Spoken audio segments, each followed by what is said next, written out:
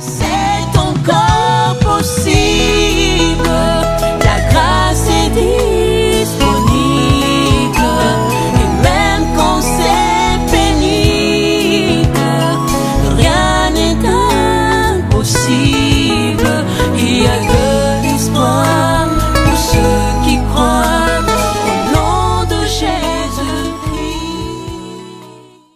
Bonjour, bonsoir, bien-aimés de la Seigneur, selon l'heure que vous nous suivez et l'endroit géographique où vous trouvez. Nous voici encore, nous continuons ce soir avec nos enseignements que nous avons commencé il y a de cela quelques mois, que nous avons intitulé « Régner avec le Seigneur ». Nous avions dit pour régner avec le Seigneur, nous avons besoin de l'onction, nous avons besoin de la vision et nous avons besoin de la stratégie. Nous avons pendant plusieurs mois parlé de l'onction.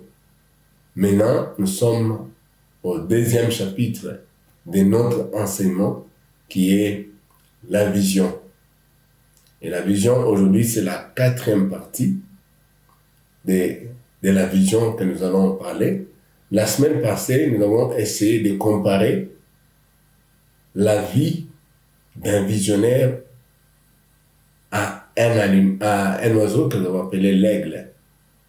Nous cherchons à montrer comment quelqu'un qui a la vision de la part de Dieu peut se comporter.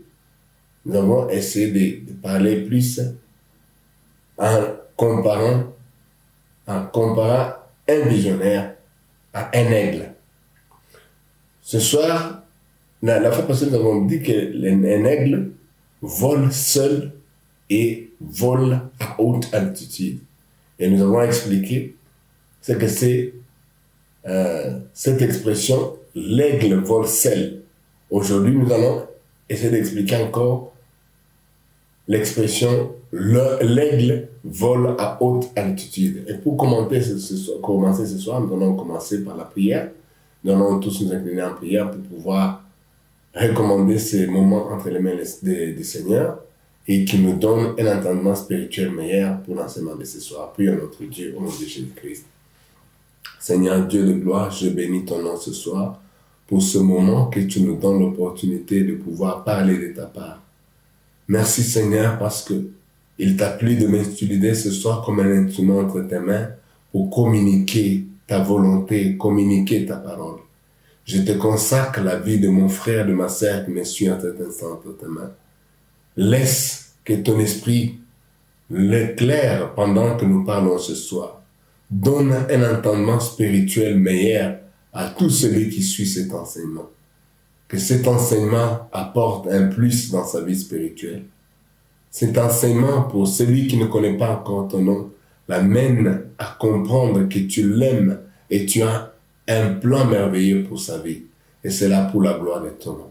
Au nom de Christ et Jésus, Papa, nous t'avons ainsi prié. Amen. Comme nous avons dit, la fois passée, dans notre troisième partie de la vision, nous avons commencé à comparer la vie d'un visionnaire à un aigle. Nous avons dit que l'aigle, la première caractéristique de l'aigle, il vole seul et il vole à haute altitude. Nous avons en long et large expliqué ce que c'est l'aigle vole seul dans notre troisième partie. Dans cette partie, nous allons essayer de voir pourquoi on dit que l'aigle vole à haute altitude. Qu'est-ce que c'est là? Comment est-ce que cette caractéristique de l'aigle qui vole à haute altitude peut nous aider? D'abord, regardons la vie de l'aigle. L'aigle est un oiseau qui est un peu différent dans le monde d'oiseaux par rapport à d'autres oiseaux. L'aigle, comme on l'a dit, il vole seul parce que c'est un oiseau qui voit loin. C'est un oiseau qui est différent des autres oiseaux. Mais dans le monde d'oiseaux, il y a un oiseau qui a toujours cherché à se comparer à l'aigle. Cet oiseau, c'est le corbeau. Le corbeau est le seul oiseau qui ose déranger l'aigle. Quand l'aigle vole, le corbeau peut aller s'asseoir sur le dos de l'aigle en plein vol et lui mordre les coups pour les déranger et les nuire, les ralentir dans le travail ou dans la mission qu'il fait. C'est ça que le corbeau fait souvent. Le corbeau aime souvent se comparer à l'aigle. Il aime montrer à l'aigle qu'il est aussi un oiseau rapide, parce que le corbeau il est aussi rapide. Si l'aigle vole à basse altitude, le corbeau peut aller le dépasser, peut aller monter sur son dos pour montrer qu'il est aussi un oiseau rapide. Cependant, qu'est-ce que l'aigle répond? Cependant, l'aigle ne répond pas et continue son chemin quand le corbeau le dérange. Quand le corbeau dérange l'aigle ne répond pas. L'aigle continue son chemin. Il ne considère même pas la présence des corbeaux. Il ne perd pas ni le temps, ni son énergie sur cet oiseau qui ne vaut absolument rien pour lui. Le corbeau peut venir le passer. Le corbeau peut venir essayer de montrer qu'il est plus rapide que l'aigle. Le corbeau peut aller monter sur le dos de l'aigle et commencer à les déranger tout en les picotant sur son cou. La réaction de l'aigle par rapport à ce comportement du corbeau ou à la provocation du corbeau, l'aigle vole plus haut. Il va plus haut. Et quand l'aigle va plus haut, il devient de plus en plus difficile pour le corbeau de respirer à altitude. Et par manque d'oxygène, il finit par tomber. Et c'est tout ce que l'aigle fait. Parce que l'aigle comprend qu'il ne peut pas se battre avec le corbeau. Et tout ce qu'il fait, c'est qu'il monte à haute altitude, il laisse le corbeau, et le corbeau à haute altitude, comme il ne peut pas respirer, il va lui-même tomber. Et c'est comme ça qu'il se débarrasse du corbeau. Donc, nous devons comprendre que si nous comparons la vie d'un visionnaire à cette caractéristique de l'aigle, l'aigle comprend quelle bataille livrer. Il ne livre jamais de bataille à un corbeau. Il déconsidère le corbeau. Avant d'arriver à tirer la leçon sur cette caractéristique, voyons un peu ce que la parole de Dieu déclare. Dans 1 Samuel, chapitre 17, nous allons commencer au verset 22. C'est l'histoire où David est allé rejoindre ses frères parce que son papa l'avait envoyé, donné à nourriture à ses frères. La Bible déclare en Samuel chapitre 17, verset 22, David remit les objets qu'il portait entre les mains du gardien de bagages et courut vers le rang de l'armée aussitôt arrivé. Il demanda à ses frères comment ils se portaient. Tandis qu'il parlait avec eux, voici le Philistin de Gath, nommé Goliath, s'avança entre les deux armées, hors des rangs des Philistins. Il tint le même discours que précédemment, et David les entendit. À la vue de cet homme, tous ceux d'Israël s'enfuient devant lui et furent saisis d'une grande crainte. Chacun disait, avez-vous vu s'avancer cet homme? C'est pour jeter à Israël un défi qu'il s'est avancé. Si quelqu'un le tue, le roi le comblera de richesses et lui donnera sa fille et il affranchira la maison de son père en Israël. David dit aux hommes qui se trouvaient près de lui, que fera-t-on à celui qui tuera ce Philistin, qui ôtera l'opprobre de dessus Israël? Qui est donc ce Philistin, cet incirconcis, pour insulter l'armée du Dieu vivant? Quand David a écouté, il a vu d'abord le Goliath qui lançait le défi à Israël, toute l'armée israélite, tous les soldats israélites fuyaient devant Goliath. Et il y avait des commentaires parmi les soldats que celui qui va tuer cet homme, il sera comblé par les rois. Il va épouser la fille du roi. Le roi va affranchir leur famille. Oh, c'était intéressant pour David. Il pose encore la question pour avoir des précisions. Quand David posait la question, le verset 27 de la Bible dit, le peuple répétant les mêmes choses, lui dit, c'est ainsi qu'on fera à celui qui le tuera. Quand le grand frère de David, a vu l'intérêt qu'avait David vis-à-vis de ses combats ou de ses Goliaths, qu'est-ce que son frère fait? Au verset 28.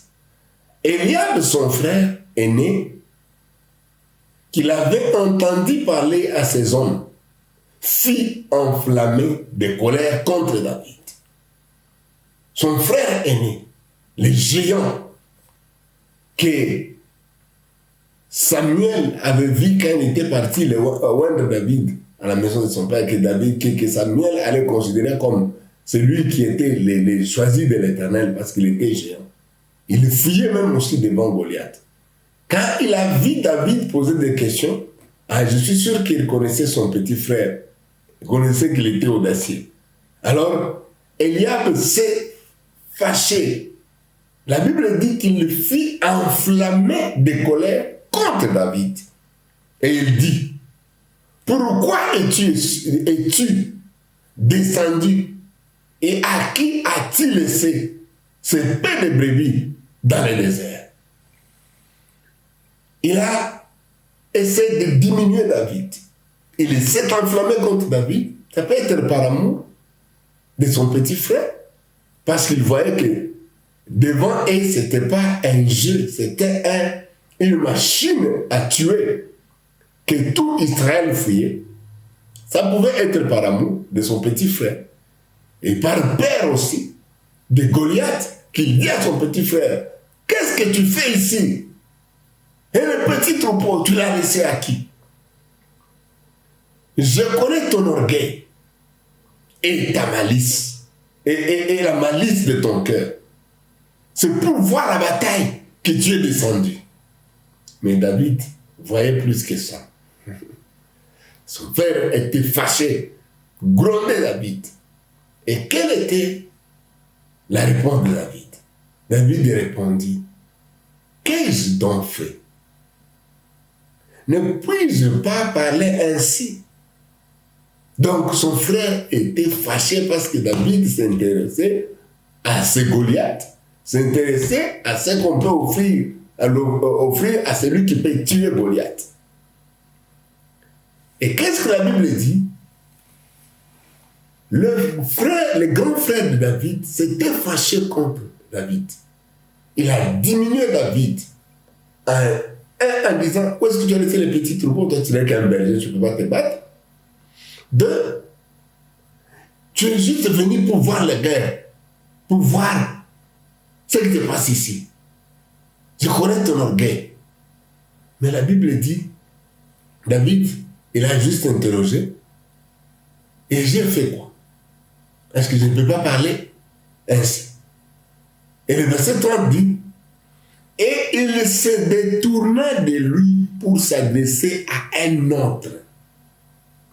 David a compris que ici, son grand frère Eliab faisait le travail de corbeau. Il n'a pas discuté longtemps avec lui. Il a compris qu'il avait de serious business. C'était les Goliath, pas son frère. Il faut comprendre les combats que nous pouvons mener dans la vie. Dans la vie, nous aurons toujours des corbeaux qui vont venir nous distraire. C'est le travail des corbeaux. Il distrait l'aigle. Il peut monter sur le dos de l'aigle pour ralentir ce que l'aigle veut faire, l'empêcher d'accomplir sa mission. Mais qu'est-ce que l'aigle fait? Il vole plus loin. L'aigle ignore le corbeau. David ici a ignoré son frère. Il a compris que mon frère, ce n'était pas le combat qui m'amènera à la gloire. Bien-aimés dans le Seigneur, il y a les combats qui ne sont pas importants dans la vie. Les combats qui vont vous faire passer le temps pour rien. Il y a les combats qu'il faut ignorer. Si les gens parlent de mal de toi, si les gens te critiquent, quand tu vas les tourner par les critiques, ou tu vas les demander de ne pas te critiquer, en quoi ça va t'avancer? Si les gens te critiquent, c'est parce qu'ils voient quelque chose de plus important en toi. On ne jette pas les pierres sur un arbre qui ne porte pas les fruits. C'est quand un arbre porte les fruits et ses fruits sont mûrs qu'on jette les pierres pour cueillir ces fruits. Alors il faut savoir ignorer les corbeaux. Il faut savoir ignorer les petits oiseaux parce qu'ils vont te distraire. David a compris ici, le combat ce n'est pas Eliab. Ici, Eliab peut me faire passer le temps. J'ai un business important à faire, c'est faire tomber les Goliaths. David a compris que je peux faire tomber mon frère ici, Eliab. Je peux tuer même Eliab. Je n'aurai rien, mais j'aurai que l'humiliation de tout Israël sur moi. Mais si je fais tomber Eliab, je serai glorifié. Tout le monde va... si je fais tomber Goliath, tout le monde va me glorifier, tout le monde va m'acclamer. Mais si c'est Eliab, tout le monde va m'haïr. Tout le monde va crier contre moi. Donc il faut savoir comprendre les combats. Quel est le combat que tu dois combattre dans la vie? Il y a les combats qui se tiennent entre toi et ta destinée. C'est ça le combat qu'il faut combattre. Mais si le combat ne t'empêche pas d'aller dans ta destinée, ce n'est pas un combat à combattre, ce sont des combats à négliger. Les combats à combattre, ce sont des combats qui se tiennent entre toi et ta destinée. Et c'est ce que David a compris. Le verset 36 et 30 dit, et il se détourna de lui pour s'adresser à un autre. Et il lui fit les mêmes questions. Le peuple lui répondit comme la première fois. Je ne sais pas ce que maintenant Eliab pensait à ce moment parce qu'il a juste posé la question de mais qu'est-ce que j'ai mal fait? Est-ce que je ne vais pas poser des questions? Il a ignoré Eliab, il a continué sa marche à poser des questions. Pourquoi? Parce qu'il avait le désir de sauver Israël. Il avait le désir de voir sa destinée s'accomplir en faisant tomber ces Goliaths. David, il a compris que le combat, ce que Eliab fait, ne m'empêche pas d'aller dans ma destinée. Mais ce que Goliath fait, c'est là. Si je le fais tomber, je vais entrer dans ma destinée. Donc regarde, quel est le combat que tu veux combattre dans la vie. Ne combat pas le combat avec les corbeaux. Ne te bats pas avec les corbeaux, ils ne sont pas de ton niveau. Monte seulement plus haut. Va plus haut. Monte plus haut. Les corbeaux eux-mêmes vont tomber. Mais si tu veux te battre avec les corbeaux, tu veux te battre avec les petits oiseaux, tu vas passer le temps d'aller prendre les proies importants. C'est ce que David a compris ici. Il a compris que non, Eliab ici n'était qu'un petit oiseau. Il jouait le rôle du corbeau pour le faire passer le temps. La Bible dit, il s'est détourné de lui pour s'adresser à un autre. Il y a des gens qui vont te critiquer. Ils vont chercher à ce que tu aies des échanges avec eux. Il faut les ignorer, ils ne sont pas de ton niveau. Regarde quel est le combat qui se tient entre toi et ta destinée. C'est ça le combat que tu peux te battre. Le combat que tu peux mettre beaucoup plus d'énergie pour vaincre. Et tu sais que non, quand je vais faire tomber ces Goliaths, j'entre dans ma destinée. Au lieu de passer le temps à critiquer ceux qui te critiquent, au lieu de passer le temps à répondre aux critiques des gens qui ont que pour métier critiquer les autres, les gens qui trouvent du plaisir, s'ils n'ont pas critiqué, ils ne sont pas en paix. Ne passe pas le temps avec des gens comme ça. Mais regarde quel est le combat que tu peux combattre dans la vie pour atteindre ta destinée ou entrer dans ta destinée. Le verset 31, lorsqu'Élie entendit les paroles prononcées par David, on les répétait devant Saoul, qui les fit chercher. Quand David a montré son intérêt, il a montré son intérêt en se concentrant sur le point de sa destinée. Cette nouvelle est arrivée au roi Saoul. Si David pouvait passer le temps à se chamailler avec son frère, il n'allait pas être appelé par le roi. Et si le roi apprenait qu'il y a un intrus, une personne qui n'est pas un soldat, il est en train de déranger les soldats qui sont venus pour se battre pour Israël, on pouvait même arrêter David, on pouvait même les chasser parce qu'il n'était pas appelé à être là où il était. Il était juste venu comme un visiteur. Alors il n'a pas passé le temps avec son frère. Il s'est concentré sur ce qui peut l'amener la gloire. Qu'est-ce qui peut amener la gloire dans ta vie?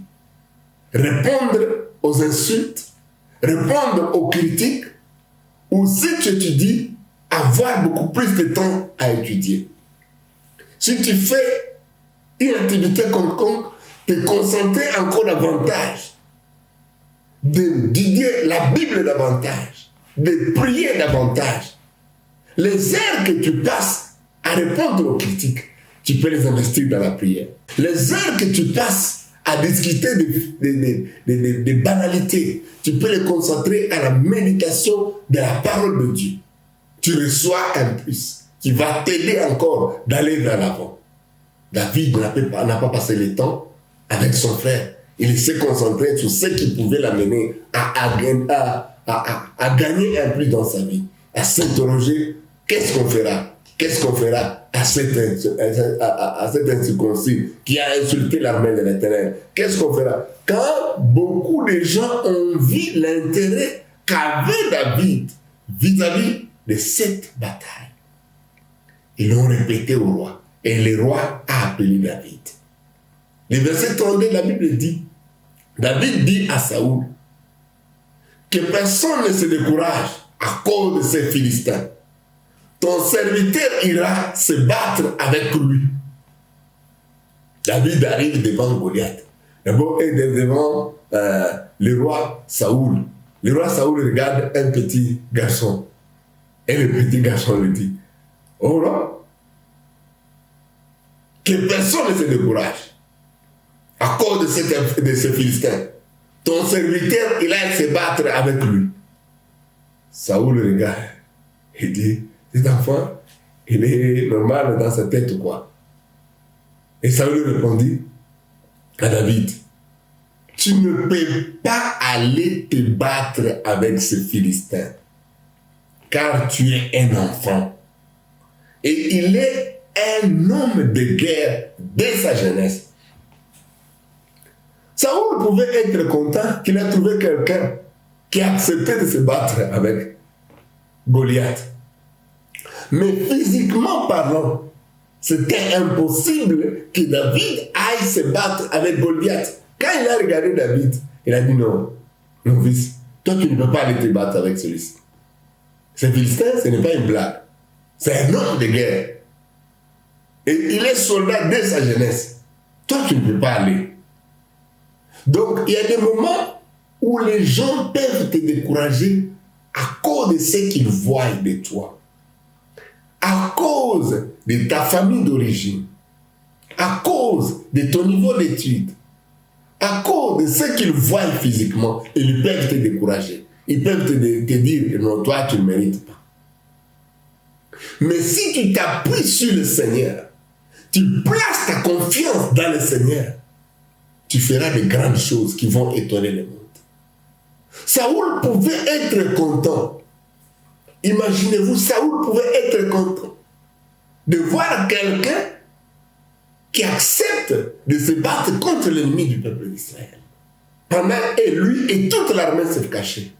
Mais Saoul, c'est celui qui décourageait David. Tu peux être découragé même par ton pasteur.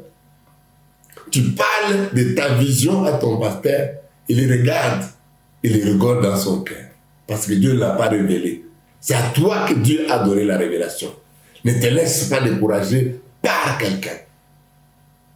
Même ton pasteur, rempli du Saint-Esprit, si Dieu ne l'a pas parlé de toi, si Dieu ne l'a pas révélé de ta vision, il peut te décourager. Connaissant ta famille, connaissant tes origines, il peut te décourager. Il peut te dire non, ça, mon fils, ça c'est pas pour des gens comme toi. Mais quand tu t'appuies sur le Seigneur, tu auras cette force de voler comme l'aigle, de voler plus haut. Qu'est-ce que David dit? David s'est encouragé sur les victoires du passé. Pendant que tu marches avec le Seigneur dans l'accomplissement de la vision, il y a même des petites victoires que Dieu t'accorde régulièrement dans la vie. Ou de temps en temps, il y a des victoires que Dieu t'accorde dans la vie. Tu peux devant des grands combats t'appuyer sur les souvenirs de ces batailles ou de ces victoires que tu as obtenues dans le passé, telles que David l'a fait. Quand Saoul le décourageait, David dit à Saoul, ton serviteur faisait paître les brebis de son père. Et quand un lion ou un ours venait en enlever une du troupeau, je courais après lui. Je l'ai frappé, j'arrachais la brebis de sa gueule. S'il se dresse contre moi, je le saisissais par la gorge.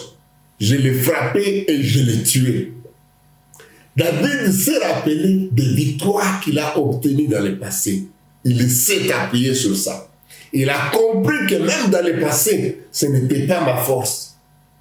Ce n'était pas moi, mais l'Éternel qui était avec moi. Aujourd'hui, sera avec moi aussi devant ce combat.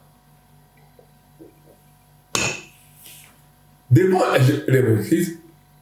le découragement de la vie, devant les gens qui ne font pas confiance, qui ne vous font pas confiance, qui regardent votre apparence, qui ne voient pas ce que Dieu a mis en vous, vous pouvez vous encourager vous-même en vous appuyant sur les victoires que Dieu vous a déjà données dans le passé.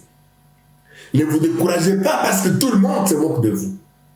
Ne vous découragez pas parce que personne ne vous accepte. Personne ne croit en vous. Mais vous pouvez croire en vous-même en vous appuyant sur les victoires que l'Éternel Dieu vous a données dans le passé. C'est ce que David a fait. Saoul qui pouvait l'encourager, qui pouvait être content que j'ai eu quand même quelqu'un qui va se battre pour l'armée d'Israël. Mais Saoul lui dit non, toi tu ne peux pas. Tu es un petit enfant. Celui-ci c'est un géant. Il y a des gens qui vont te faire voir que ton problème est plus géant que toi. Il y a des gens qui vont te faire voir que toi tu ne peux pas. C'est impossible. Ne te décourage pas à cause de ce que les hommes te disent. Ne te décourage pas à cause de ce que tu vois devant toi. Goliath était plus long. Il avait ces 3 mètres quelques. David était comme une sauterelle devant Goliath. Mais David ne s'est pas découragé. Il s'est appuyé sur le Seigneur. Il s'est appuyé sur le Seigneur. C'est cet appui sur le Seigneur qui c'est lui qui t'a donné la vision. C'est lui qui te remplit du Saint-Esprit. C'est lui qui te donne la capacité de pouvoir vaincre. Tu vas vaincre. David s'est appuyé sur le Seigneur en se rappelant des victoires que le Seigneur lui a données dans le passé. Il y a des moments dans ta vie où tu pensais que tu étais fini. Tu étais prêt à mourir. C'était impossible que tu avances dans la vie. Mais tu ne sais pas comment tu t'es en sorti. Jusqu'à ce niveau où tu es. Le même Seigneur qui t'avait délivré dans le passé, il va te délivrer. Le même Seigneur qui t'avait donné la victoire dans le passé, il va te donner la victoire. Et David, au verset 37, je reprends d'abord le verset 36, il dit, c'est ainsi que ton serviteur a terrassé les lions et les ours. Et l'ours. Et il en sera du Philistin, de cet incirconcis, comme de l'un d'eux. car il a insulté l'armée du Dieu vivant. David se battait pour une raison noble. Est-ce que le combat que tu engages, c'est pour une victoire noble ou pour une victoire qui va te donner simplement de l'orgueil? C'est à cause de l'orgueil que tu veux te battre, à cause de ton orgueil, du moins que tu veux te battre, ou bien ce combat-là va donner gloire à l'Éternel. David s'est appuyé sur l'Éternel, il s'est appuyé sur les anciennes victoires que l'Éternel lui avait accordées dans le passé, malgré qu'il était devant les gens qui les décourageaient, son frère qui les minimisait, le roi qui les montrait comment c'était impossible pour lui d'être victorieux devant cette circonstance. Il s'est appuyé quand même sur le Seigneur qui lui a donné la victoire devant les lions, devant l'ours. Il a dit, le même Dieu, c'est le même qui va me donner la victoire devant cette circonstance. Au verset 37 de la Bible dit, David dit encore, l'Éternel qui m'a délivré des griffes du lion et de la patte de l'ours, me délivrera aussi de la main de ces Philistins. Et Saul dit à David, va, que l'Éternel soit avec toi. Sois déterminé. Rappelle-toi de toutes les victoires que l'Éternel Dieu t'a accordées dans le passé. Petit soit-elle, la victoire que tu as obtenue dans le passé peut être une source qui va te donner encore le courage. Te rappeler que tu n'es pas seul dans ce combat. L'Éternel est avec toi. Quand tu seras déterminé, que tu vas aller vers l'avant, tu verras toi-même que ceux qui te critiquaient vont t'acclamer. Ceux qui disaient que tu ne peux pas, ils vont te dire, ils vont t'acclamer. Ils vont dire comme David, Saoul a tué 1000 et David a tué 10 000. David ne venait que de faire un seul combat. Non, on les qualifiait déjà d'avoir tué 10 000. Alors, retiens ceci. Il faut savoir quelle bataille, à quelle bataille répondre dans la vie. Il faut savoir voler plus haut, à plus haute altitude comme l'aigle, pour laisser les petits corbeaux, laisser les petits oiseaux en bas qui te minimisent. Nous allons continuer avec cette partie la fois prochaine. Ce soir, nous aimerions terminer par là en disant que nous devons nous appuyer sur le Seigneur devant les batailles de la vie. Nous devons savoir quel combat combattre dans la vie. Nous vous demandons de suivre la 5e partie. Nous allons continuer avec d'autres 3 ou 4 exemples pour que nous puissions encore avancer. Que l'Éternel bénisse le message de ce soir. Nous allons prier pour terminer ce soir. Nous bénissons ton nom, Seigneur, parce que tu as commencé avec nous ce soir comme Alpha. Et c'est toi qui termines avec nous comme Oméga. Permets que ce message de ce soir puisse amener quelqu'un à comprendre comment il peut régner avec toi.